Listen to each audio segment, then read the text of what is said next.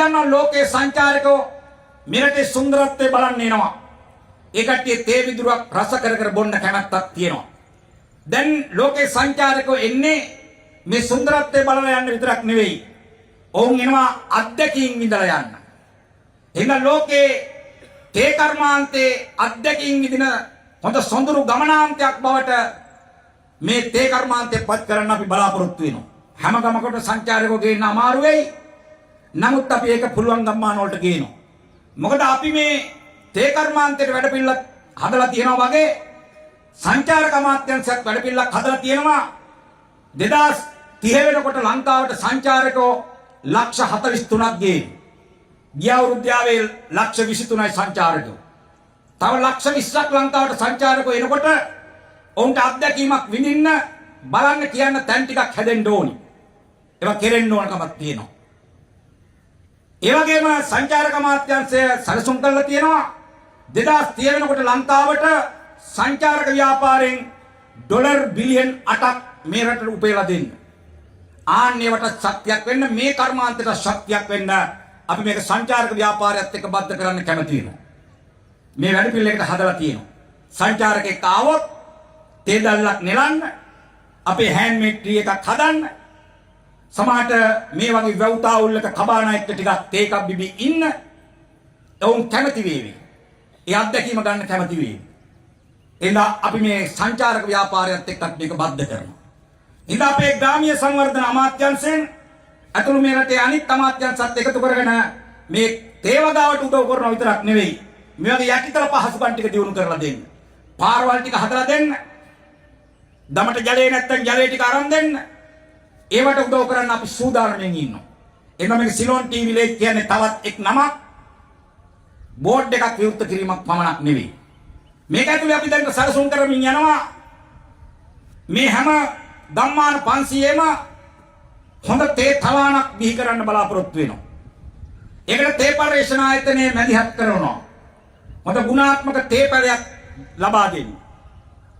තේ පැලයක් ලබා දෙන්න. තවාන් එතකොට ලංකාවේ මේ ගම්මානික ගානේ ආවොත් 500ක් බිහි වෙන්න ඕනේ. එතකොට මේ ගොවි ජනතාවයි ඒ තවාන් කරන්නේ. ඒවට උදව් උපදව් රජයක් හැටියට අපි දෙන්න සූදානම්.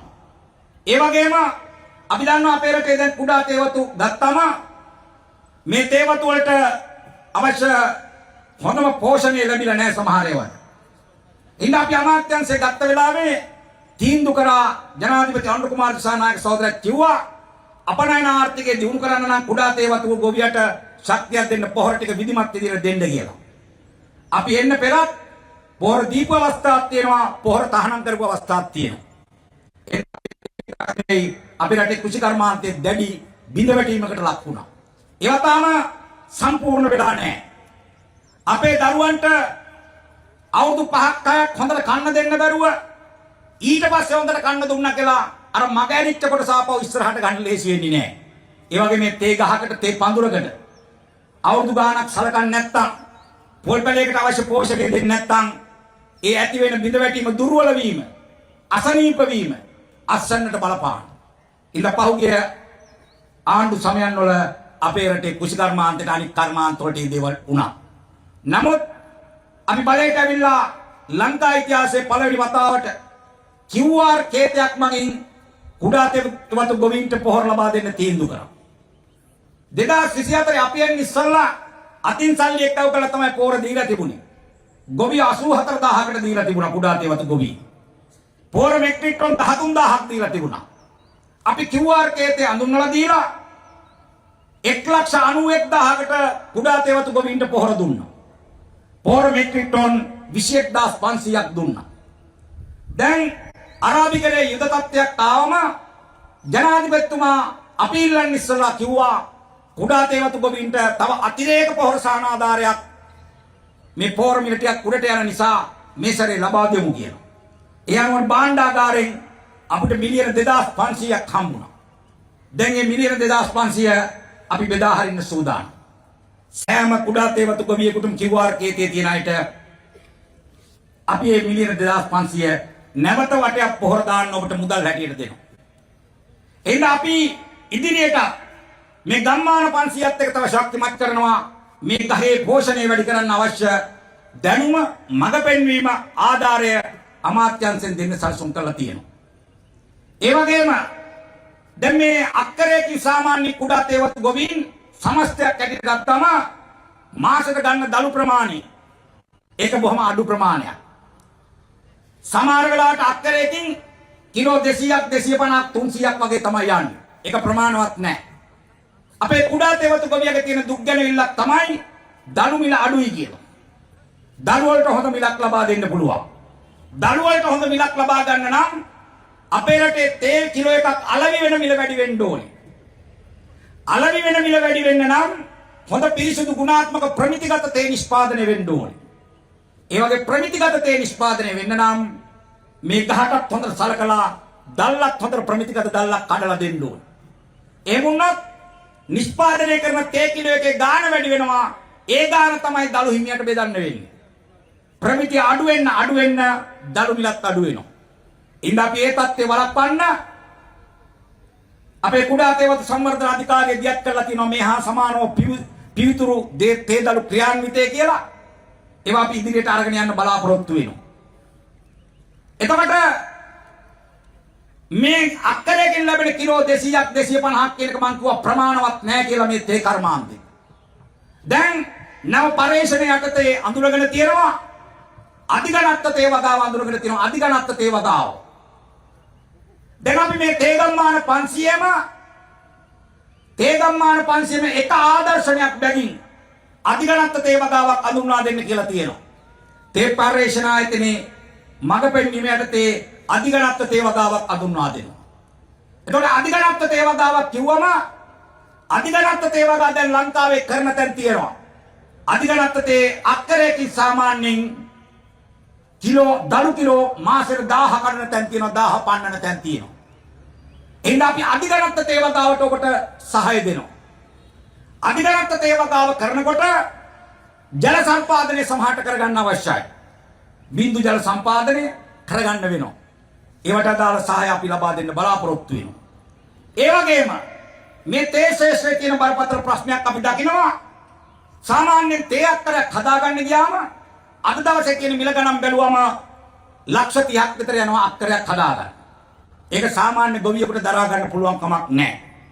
අපි දෙනවා මේ වෙනකොට අක්කරයක් හෙක්ටයාරයක් හදන්න 6,30,000.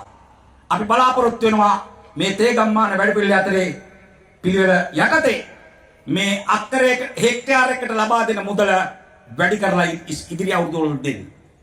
දැන් අපි ඉල්ලීමක් කළා තියෙනවා මුදල් අමාත්‍යාංශයෙන් ඒක අඩුම තරමේ ලක්ෂ 10ට ඉහළ නංවා දෙන්න. ඒ වගේම අපි බලාපොරොත්තු වෙනවා මේ අධිගණත්ත තේ වගාව වගේම මේ සාමාන්‍ය තේ වගාවේ පාළු ටික හිටවන්න ඕනේ. වගාව ටිකක් වයසට ගිහිලා නම් නව වගාව වලට යන්න ඕනේ.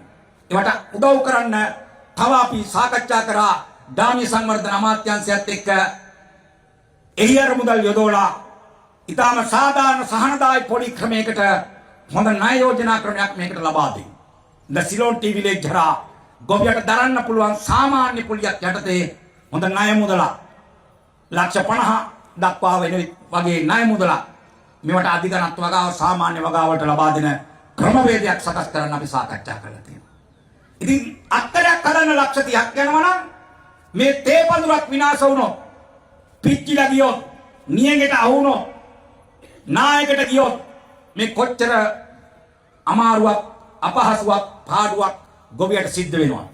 ඒක අපි ලංකාවේ පළවෙනි වතාවට තේ ගොවියා වෙනුවෙන් මේ වගාව රක්ෂණය කරන්න රක්ෂණාවරණයක් ලබා දෙන්න මේ ගම්මාන 500 වැඩපිළිවෙල ඇතුලේ සාකච්ඡා කරලා තියෙනවා. ඒ විතරක් නෙවෙයි මේ තේ ගොවියගේ අනාගතේ ශක්තිමත් කරන්න. දැන් මේ තේ කර්මාන්තයට අපිට පේනවා අලුත් තරුණ පරම්පරාව එන එක අඩුයි. ඔවුන් වෙන වෙනමට ආකර්ෂණය වෙනවා. තේ කර්මාන්තයට නව කණ්ඩායම් ගේන්න ඕනේ. අපේ අලුත් පරම්පරාව ගේන්න ඕනේ. අන්න ඒවා ගේන්න නම් මේ කියන දේවල් වෙන්න ඕනේ. මේවා සංචාරක ව්‍යාපාරයත් එක්ක බද්ධ වෙලා අධිගණත්ත වගාවට ඇවිල්ලා ලාභේ වැඩි වෙලා ඒකට ආදායම ඉහළ ගිහිල්ලා මේවත් එක්ක අලුත් තරුණ පරම්පරාව මෙතෙන් ගේන්න පුළුවන්. ඒ සඳහා අපි මේවට තාක්ෂණය හඳුන්වා දෙන්න. ශ්‍රමයේ ප්‍රශ්නයක් තියෙනවා අපේ තේ වගාවට. පොල් රබර් වගාවල් වලට ප්‍රශ්නයක් තියෙනවා. ශ්‍රමිකයෝ අඩුයි. ඒකට උත්තරේ තාක්ෂණයෙන් යම් මට්ටමක් සපුර ගන්න පුළුවන්. එහෙනම් අපි නවීන තාක්ෂණය ඒක චීනයේ කෙන්යාවේ රටවල් වල පාවිච්චි වෙනවා. ඒක අපේ ලංකාවට ගැලපෙන ලෙස ඒ තාක්ෂණය මේ ගම්මාන 500ට හඳුන්වා දෙන්න අපි සැලසුම් කරලා තියෙනවා. ඒ වගේම තේ වගාව කරලා වයසට ගියාම ඔහුගේ ඒ විශ්‍රාමික ජීවිතයේ ශක්තිමත් වෙන වැඩපිළිවෙලක් අවශ්‍යයි. ඒක අපි දැන් සාකච්ඡා කරලා තියෙනවා මේ ගම්මාන 500 මූලික කරගෙන තේගොවි සඳහා දායක විශ්‍රාම වැටුප් ක්‍රමයක් අඳුන්වලා දෙන්නේ. දායක විශ්‍රාම වැටුප් ක්‍රමයක් අඳුන්වලා දෙන්නේ. මේ මම ඔබට කියන්නේ සිලෝන් ටීවිලේ නැත්නම් තේ ගම්මාන 500 වැඩපිළිවෙල. එඳා මෙතුවක්කල් මේ ශේෂ්ත්‍රයට නොතිබුණු අවස්ථා ගණනාවක් නිර්මාණය